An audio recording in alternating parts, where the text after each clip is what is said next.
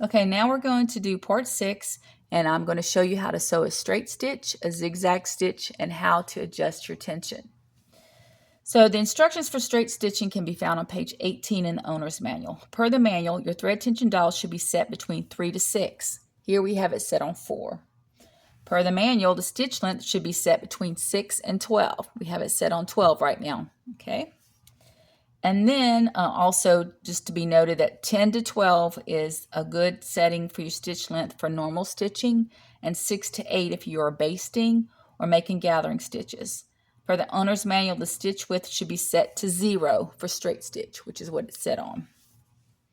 Next, you want to be sure your stitch selector is set at the straight stitch. But before you move that stitch selector, be sure the needle is at its highest level and not inserted into the fabric. If it is inserted into the fabric, just turn the hand wheel towards you until the needle is above the fabric. So right now the needle is in the fabric. So I'm going to roll up my needle to the highest setting, and now I'm going to change my stitch selector, which it was on zigzag. I'm going to put it on the straight stitch. The owner's guide will also show you that you should have the straight stitch presser foot attached. That's not necessary, and if you do use the straight stitch foot, be sure you remove it when you are done so you don't accidentally break a needle or damage the machine if you switch over to a zigzag or anything other than a straight stitch. For now, you can use the all-purpose and or zigzag foot for straight stitching, and that's what that's on. Right now, it's called all-purpose or zigzag foot.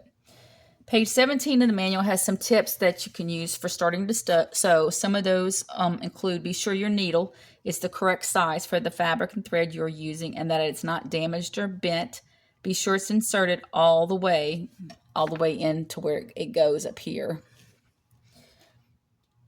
Don't be afraid to change it to a fresh needle often, as they do get worn or dull over time. So it's always good to maybe even change it every other project.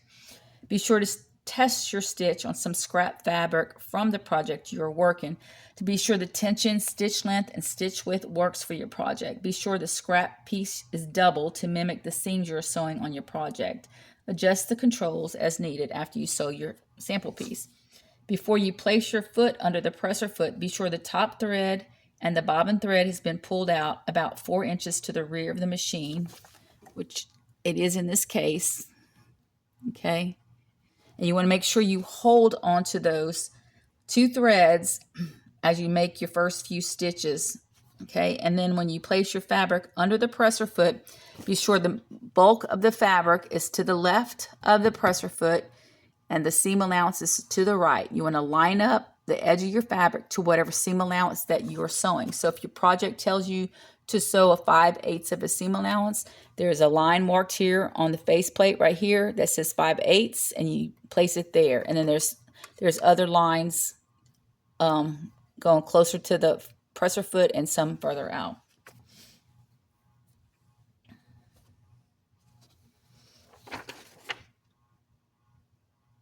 Be sure your presser foot is down and your needle is inserted into the fabric before you start sewing. Turn the hand wheel towards you until the needle is inserted into the fabric.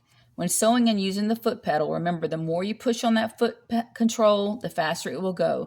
Try to keep the machine at a constant speed, preferably slower at the beginning until you get more comfortable using the machine.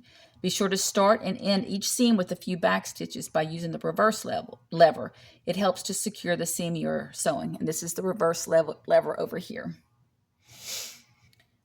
While sewing, guide the fabric gently with your hand in front of the needle. Never pull or hold it in a way that the machine won't be able to feed the fabric through. Be sure that the needle is at its highest setting after you finish stitching your seam, and turn the hand wheel manually towards you and not away from you if necessary. Now I'm going to sew a straight stitch on the scrap fabric. I will use the reverse stitch lever at the beginning and end of my seam, and I will be sure there are several inches of top and bobbin thread behind the machine, and I will hold it as I sew. Once the seam is done, I will carefully pull the sewn piece away and clip the threads close to the fabric. So my hands are in front of it. I'm holding the thread, the 2 pieces of thread right here. I'm going to roll the needle into the fabric with the hand wheel. I'm going to take a few stitches going forward, and then I'm going to push this lever, the reverse lever. It's going to go back a little bit, and I'm going to let go of it and then start sewing. trying to keep the seam allowance on my 5/8 of an inch mark. And when I get to the end of it, I'll take a few stitches back, and that is it. And then I'll pull it out and I'll clip it. And for some reason I don't have clippers. Oh, here they are. Okay, like that. And now it's ready for the next seam. So I'm just going to put this under here. All right. So now, how to sew a zigzag stitch. So for the owner's manual on page 20, the tension dial should be between 0 and 4, and the stitch length between 6 and 24, and the stitch width between 1 to 5. So we have our tension disc on 4, we have the stitch length on 12, and we're going to put the stitch width on 5. The all-purpose zigzag foot that's on the machine is the one to use for zigzagging. Before changing the stitch selector to zigzag, I want to make sure that needle is not inserted into the fabric, and it is not. So I can go ahead and move it over to that stitch. I can also backstitch at the beginning and end of my seam, and all the recommended tips, as I discussed before, apply to the zigzag as well. You can find more tips on page 19 in the owner's manual and throughout the owner's manual. In addition, if you want to use any of these other stitches, okay, those instructions are in the manual, and the manual will tell you what your tension should be set at, what your stitch length and stitch width should be set at. So now we'll sew the zigzag stitch. So I'm going to hold my threads. I'm going to roll my hand wheel towards me to insert the needle into the fabric, and then I'm going to hit the foot pedal, and I'm going to take a few stitches back to secure it. Go forward.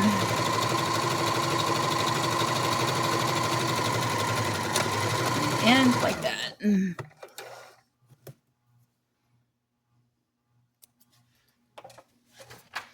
So now we're going to talk about tension.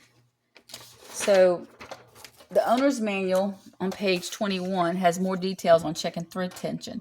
So one of the ways you can check tension is to sew a medium zigzag on the fabric you will be using. So like the stitch width would be set on 2.5, for example. And then it also may help to use a different color bobbin thread than the top, but you don't necessarily have to do that. So for now, I will put my tension set at 4, and my width is on 4, and my stitch length is about 10, okay? So that's just how it would look. I don't know. But here is an example of good and bad tension. So here is some stitches I sewed a while ago. Let's see. So on the front, all the stitches look fine. These two are zigzag, these two are straight. I don't remember what settings I put it on, but the tension was set to a really low number, like 1. So on the front, it looks good. But when you look on the back, this is the good zigzag right here. This is the bad zigzag. You can see the blue thread coming up, all those loops. The tension's too loose. It needs to be changed, okay? Here's the bad straight stitch. You can see the top thread coming through the blue.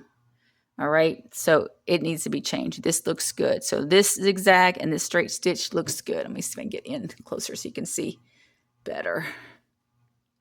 So best thing to do is always to sew a sample of your fabric and then check the front and back of your stitch and make sure there's no weird loops or looseness going on. And if so, then you need to adjust this.